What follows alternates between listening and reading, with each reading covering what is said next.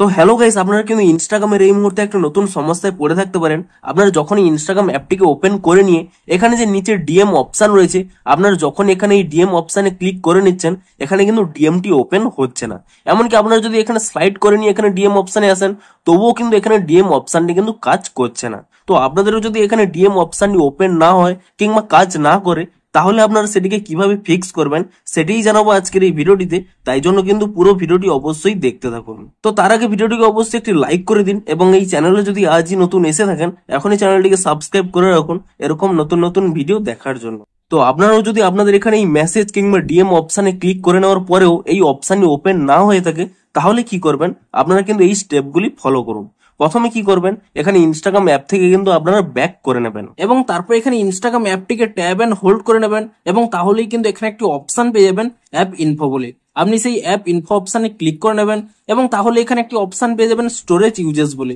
আপনি সেই অপশনে ক্লিক করে নেবেন এবং তারপর এখানে ক্লিয়ার ক্যাচ অপশনে ক্লিক করে নিয়ে ক্যাচ ফাইলটিকে কিন্তু ক্লিয়ার করে নেবেন এবং তারপরে কিন্তু আপনারা এখান থেকে ব্যাক করে নিয়ে আপনারা কিন্তু এখানে প্লে স্টোর অ্যাপটিকে ওপেন করে নেবেন এবং প্লে স্টোর অ্যাপটিকে ওপেন করে নিয়ে এখানে কিন্তু আপনারা সার্চ করে নেবেন ইনস্টাগ্রাম বলে এবং ইনস্টাগ্রাম বলে সার্চ করে নিয়ে এখানে কিন্তু চেক করে নেবেন যে ইনস্টাগ্রামের কোনো নতুন আপডেট এসেছে নাকি। যদি ইনস্টাগ্রামের কোনো নতুন এখানে আপডেট এসে থাকে, আপনারা কিন্তু তৎক্ষণাৎ ইনস্টাগ্রাম অ্যাপটিকে কিন্তু নতুন ভার্সনে আপডেট করে নেবেন এবং ইনস্টাগ্রাম অ্যাপটিকে নতুন ভার্সনে আপডেটটি করে নেওয়ার পরে আপনারা কিন্তু এখান থেকে ইনস্টাগ্রাম অ্যাপটিকে ওপেন করে নেবেন এবং তারপর এখানে চেক করে নেবেন যে আপনাদের ডিএম অপশনটি কাজ করছে কিনা। তো দেখুন, আমি এখানে যদি ডিএম অপশনে ক্লিক করে নিই, দেখুন আমার কিন্তু এখানে মেসেজগুলো কিন্তু ওপেন হয়ে যাচ্ছে। কিন্তু তবুও যদি আপনাদের এখানে ডিএমটি ওপেন না হয়, তাহলে কি করবেন? আপনারা কিন্তু এই ফ্রন্ট পেজে থাকার সময়ই একটি কিন্তু স্ক্রিনশট নিয়ে নেবেন এবং স্ক্রিনশটটি নিয়ে নেওয়ার পরে আপনারা কিন্তু এখানে আপনাদের প্রোফাইল অপশনে ক্লিক করে নেবেন এবং তারপর এখানে উপরে যে 3 লাইন রয়েছে, আপনি সেই 3 লাইনে ক্লিক করে নেবেন এবং তারপর একেবারে নিচের দিকে স্ক্রল করে নেবেন।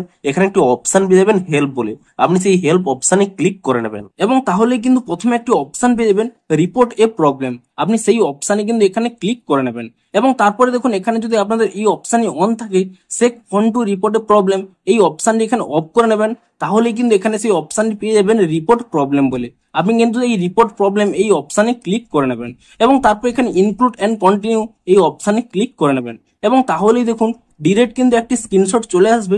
আপনি এটিকে কাট করে নেবেন এবং তারপর এখানে একটি অপশন রয়েছে আপলোড বলে, আপনি আপলোড অপশনে ক্লিক করে নিয়ে আপনাদের গ্যালারিতে যে স্ক্রিনশটটি এখনই তুলে নিয়েছিলেন সেই স্ক্রিনশটটি কিন্তু এখান থেকে সিলেক্ট করে নেবেন এবং তারপরে কিন্তু এখানে ডান করে দেবেন এবং তারপর এখানে কিন্তু আপনাদের প্রবলেমটি ডেসক্রাইব করতে হবে।